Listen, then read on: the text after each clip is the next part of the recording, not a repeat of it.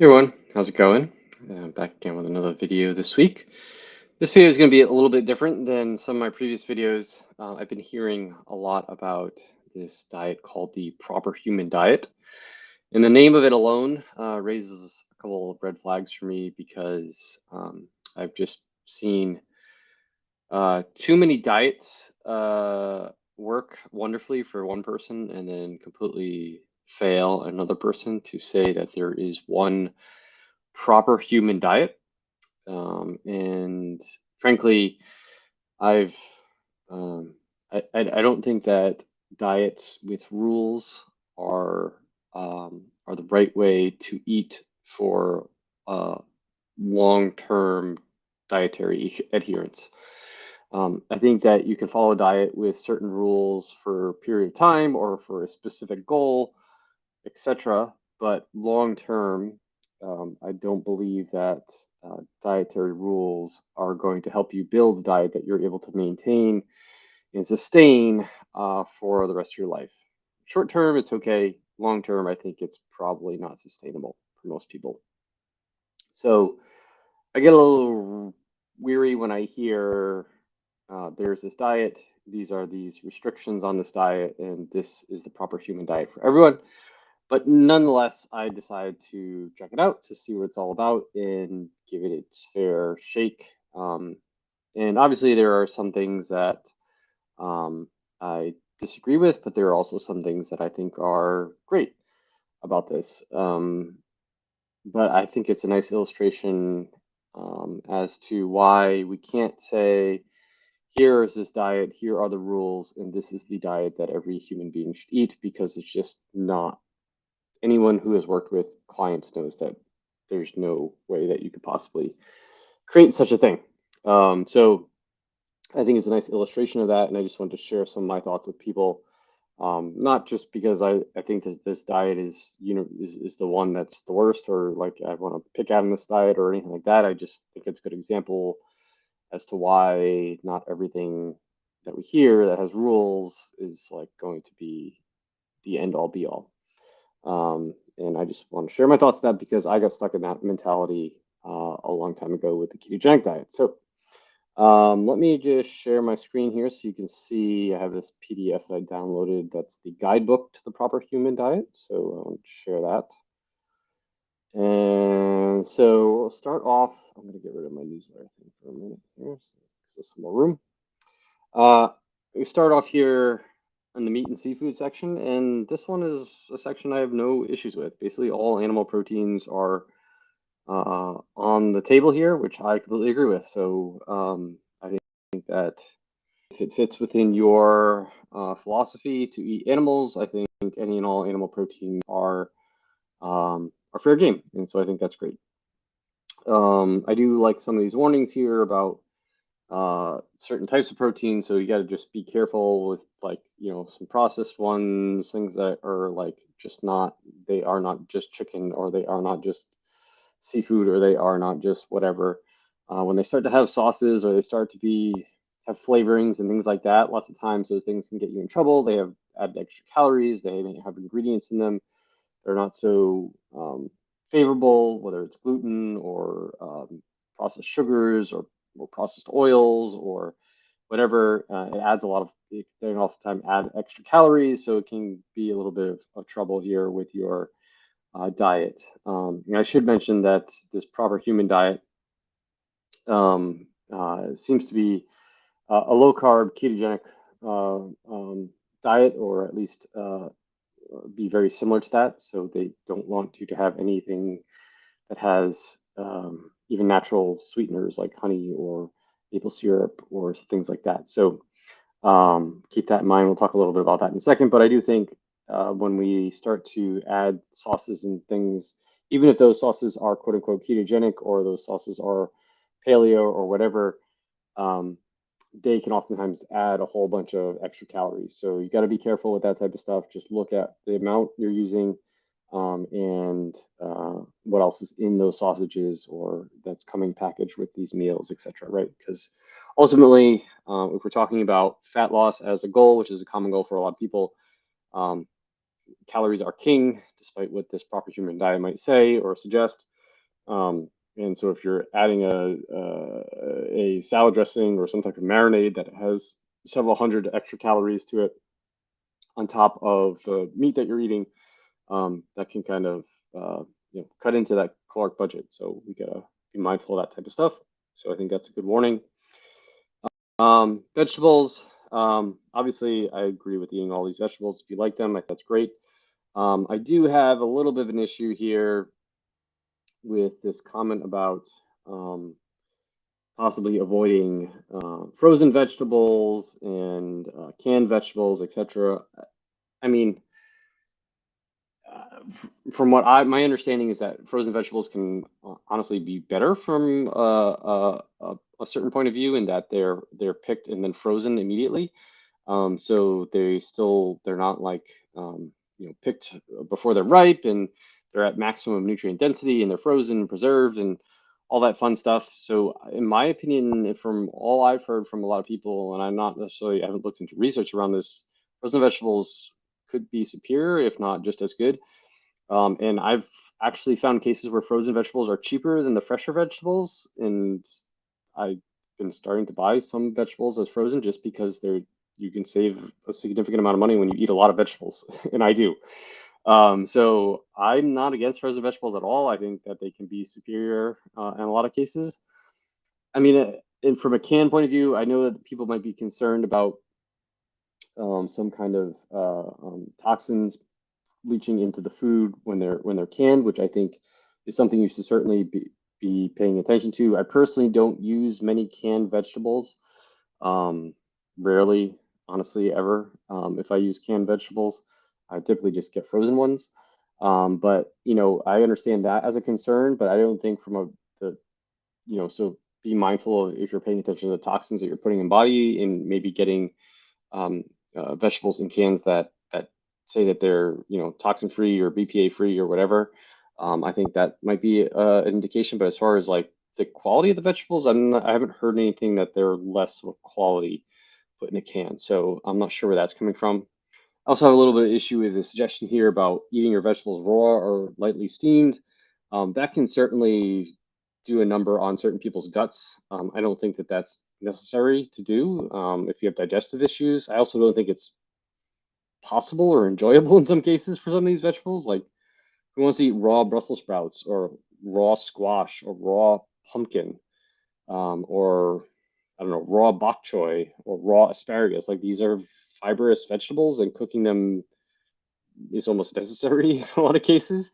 So I think that cooking them is fine. I think that uh, this comment here about this can turn an acceptable vegetable into a starch is just completely nonsense, honestly. Like, that's just, I don't even know where that comes from. I understand that the vegetable will be more easily broken down, and maybe the carbohydrates from the vegetable will enter your bloodstream a little bit faster and maybe have some minor impact on your blood sugar rising a bit faster. But these are all like, these vegetables, maybe outside pumpkin and squash, all the rest of these vegetables have like zero carbohydrates in them. Like, even if they've broken down super fast, like by your body, they're like, that's not the problem here. And we're going to talk a little bit more about that in a second. But like, that comment just seems completely bogus to me. I don't understand about that.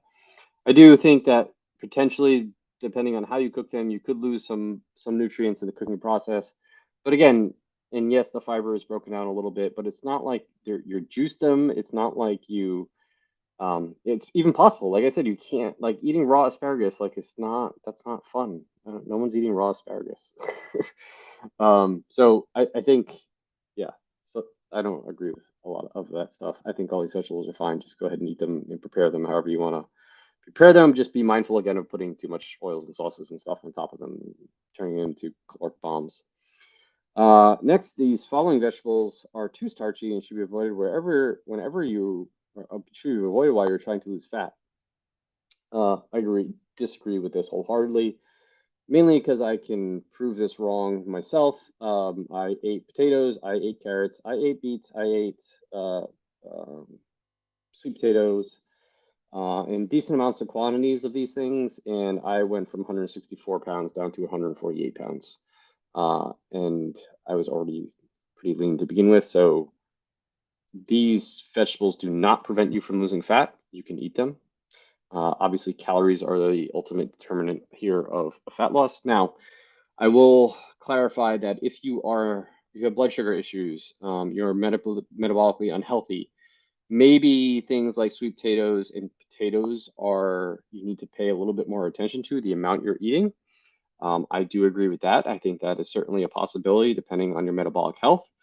However, I don't think that anyone's going to make an argument that someone became metabolically unhealthy eating these foods to begin with.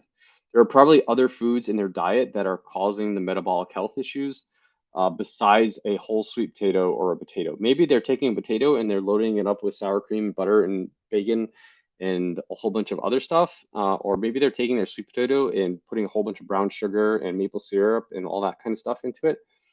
Yeah, then we're having an issue. But if you're just eating a boiled sweet potato or a boiled potato, uh, you know, maybe if you're metabolically unhealthy, you might need to pay attention to the amount, even if they're boiled. But honestly, there's probably bigger fish to fry in your diet than the potato or the sweet potato. Um, I don't see anyone again eating a carrot or eating beets. I just can't see that's causing an issue, even if you're metabolically unhealthy. Honestly, uh, no one got no one said that a carrot was detrimental to their health. Like I can't reason it in my head, you know. So I think that you know, maybe you can make an argument for potatoes and sweet potatoes but even then, if they're like in their whole form, there are probably other things that we need to pay attention to. But some of the rest of these things, like eat your peas, again, if you're covering them in some kind of crazy sauces or whatever, like that's a problem. But if you're just eating peas with some salt and pepper on them, or as part of a stir fry or something, peas and carrots and some cauliflower or whatever, like whatever, I don't think that they're an issue here. So again, the argument here is that they're very starchy, which raise your blood sugar, which leads to weight gain. I mean, this is the insulin hypothesis to obesity, and there is numerous research articles that prove that that model is incorrect. Insulin alone is not the cause of weight gain. Um, this has been proven, and I've dove into it in my blog in great detail that it's not true. There's plenty of research to support that. So again, calories are the main determining factor here when it comes to weight gain. It's not insulin. However, if you are metabolically unhealthy, it is something you should pay attention to. But if you are a metabolically healthy person and you're trying to lose some fat, uh, the insulin is not the cause of keeping you from losing fat or gaining fat for that much. Dairy, basically, I don't agree with this statement that you should never eat, drink dairy products labeled as low fat or fat free. Um, I have nothing against eating full fat dairy. I'm going to explain why I, think it's mindful, and especially in the context, you need to be mindful about it in the context of someone who's interested in fat loss. But if you can tolerate the dairy, and it works for you, go ahead. Do I think that you need to only eat full fat dairy products? No. I think the problem that people run into with low fat dairy is that oftentimes because it's low fat, the companies will add uh, sweeteners to it to make it taste better, right? Because low fat dairy just tends to not taste that good on its own. So you oftentimes find low fat dairy products that have very high amounts of carbohydrates because they need to do something to make it taste good. And so that can be an issue. But if you're just getting a plain low fat cottage cheese or Greek yogurt or whatever, and that's all there is in it, and that's where you're keeping it low fat and low carbohydrate. I don't think there's an issue with that. I don't think it needs to be avoided. I do think that full fat dairy is very similar, as we'll talk about in a second, to nuts and seeds, in that a little goes a long way.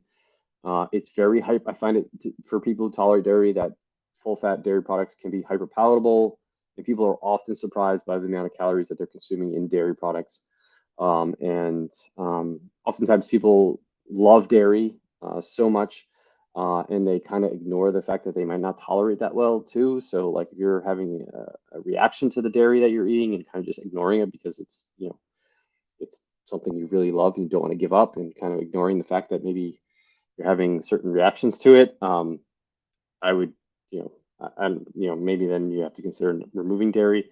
But I no problem with full fat dairy. You have to be mindful of calories. Easy to overeat, easily to overdo. But I don't think that just low fat products that aren't heavily processed, low fat dairy products that aren't heavily processed are a bad thing per se. So that's my opinion on that. Um, Fats and oils, generally agree with all this.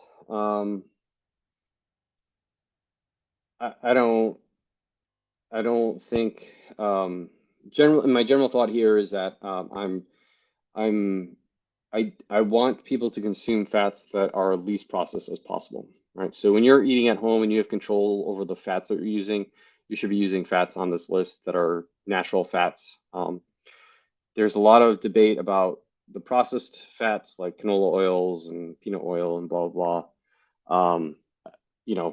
There's a lot of processing that goes into them and throws off something called your omega-3, omega-6 ratio, um, all that fun stuff. But then there's, well, it's hard to find a lot of research that backs up a lot of this stuff. So I see it a very hotly debated topic. My general approach to this is when I can control the fat that I'm using, I pick a natural fat. If I'm going out to eat, and I have some, fried Brussels sprouts or something like that, or French fries or whatever, um, one, I'm mindful about the amount I'm eating because I know they're very calorically dense. Two, I just, I don't sweat it that much. I mean, it is what it is. It's almost impossible to go out to eat and find something that doesn't use some type of vegetable oil. Um, and I don't go out to eat that much, so the amount that's contributing to my diet is very small. And so that's my approach, and that's the approach I recommend for my clients as well. When you're at home, eat and use natural fats. When you're out to eat, don't stress about it. Just be mindful about it, and be mindful about how much you're out to eat doing that stuff. Um, I don't agree that fat bombs and bulletproof are just fine when you're getting started. I mean, I think if you're using fat bombs and bulletproof coffee, you're consuming several hundreds of calories that are completely devoid of nutrients. I'd rather see you eat a carrot or a sweet potato or a beet, to be frank. You get much less calories and much more nutrients from it. So I don't agree with that. Um, I would try to lean away from those types of things, and I suggest my clients do as well. Beverages and drinks. This is where I kind of have another slight issue with this. Not that any of these are particularly bad or anything like that, but look what's on the list. We have vodka, we have gin, we have dry lines occasionally, and diet sodas occasionally, but yet you can't eat a carrot. Let that sink in a little bit. No carrots. Gin, vodka, diet soda. That's all right. I mean, I have nothing against people who want to drink alcohol occasionally. I drink alcohol occasionally. It's fine. But the fact that you can't have a vegetable, but you can have some alcohol just seems mind-blowingly ridiculous to me. So, you know, I think that fine, those things are fine. Sparingly, occasionally, great. But I mean, let's be real here. Like, is the problem, what is causing more problems in our world today? Is it carrots or alcohol? I'll let you decide. So yeah, that's what I'll say about that. Um, Fruits, these fruits are all great, fine. Um, I will come back to the comments about fruit juices and stuff like that in a second, but God forbid if you eat a banana or an orange or a grape or a melon for the rest of your life, because that's going to raise your blood sugar and raise your insulin and cause you to get fat. Again, I lost, uh, almost 20 pounds eating bananas and oranges and grapes and melons. Just saying, those fruits do not prevent you from losing fat. Again, if you are someone who is metabolically healthy, you probably want to pay attention to the amount of these fruits. Even for certain people, you can see wildly different responses to these fruits, but honestly, no one's developing excess body fat um, or developing type 2 diabetes or poor metabolic health because they ate too much fruit. Um, Now, it is certainly possible that when you process those fruits and turn them into juices, or you dry them into things like raisins, those can certainly do a number on you for sure. Like you can take a glass of orange juice, which has 8 oranges in it, and consume it in 30 seconds. And I challenge you to eat 8 oranges by itself. So yeah, you can really do a number when you process them. And that's true of anything, any food. Once you start processing it, as we'll see in a second with nuts and seeds, yeah, you can easily overdo it, right? So I don't think these foods in their whole form are an issue. I do think you need to pay attention to processing them, like they say here with fruit juices and stuff like that. But the fact that fruits elevate your blood sugar don't necessarily prevent you from gaining weight or losing weight, or cause you to gain weight or lose weight, if that is your goal. Nuts and seeds, these are what I like to call condiments, in my opinion. They should be added as toppings or whatnot. I think this is a little confusing because in one sentence it says nuts and seeds are low in carbohydrates, um, but then all nuts and have some carbs and will elevate your insulin. So I'm a little confused on the messaging here. But regardless, it's not the carbs in any of these nuts that are the problem, it is the calories.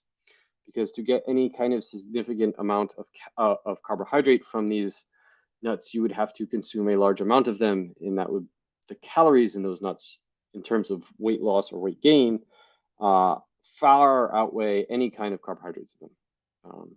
Probably the most carbohydrate dense of these nuts is the cashews, and if you were to get any significant amount of carbohydrates from those cashews, you would have to eat several hundred calories worth of cashews to get there, and that is the problem, not the carbohydrates. I do think there should be more warnings about the processed nuts. So when you turn any of these nuts into their butter form, like cashew butter or almond butter, sunflower butter, whatever, macadamia nut butter, anything, coconut butter, those again, if you've never measured out a tablespoon of one of those things, that's easily 100 calories, if not more in some cases, for just a tablespoon. And I guarantee people are using a lot more than a tablespoon. So again, it is the calories that catch you on nuts, especially when you start processing them. Same thing is true when you're baking with these nuts. So almond flour, coconut flour, any turning them into a flour is another form of processing them. And if you're consuming a lot of paleo or keto baked goods that use these flours, you better bet they have several hundred calories in them per serving, um, just from the flours alone. So be mindful of that. Um, Again, they're all great, they're all fine, but try to eat them in their whole food form. And even in their whole food form, you need to be mindful of the amount. So using them as toppings, measure them out, etc. Because you take a handful of your favorite nut that you would normally just eat and weigh it out, and then calculate the calories in it, and I guarantee it's going to blow your mind. So, and it's not the carbohydrates; it's the calories here. Keep in mind.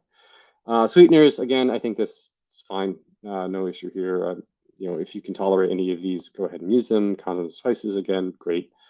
Um, I do agree. When in doubt, eat whole, real foods that don't have a label or packaging. That's my take as well. Stick to the outer wall. When you go grocery shopping, that's another good rule of thumb. But the outer wall includes fruits and sweet potatoes and carrots and beets and all kinds of other stuff. And for me, those are all fair game. But obviously not in this case for this proper human diet. So that's my take on this stuff. Maybe you agree with me, maybe you don't.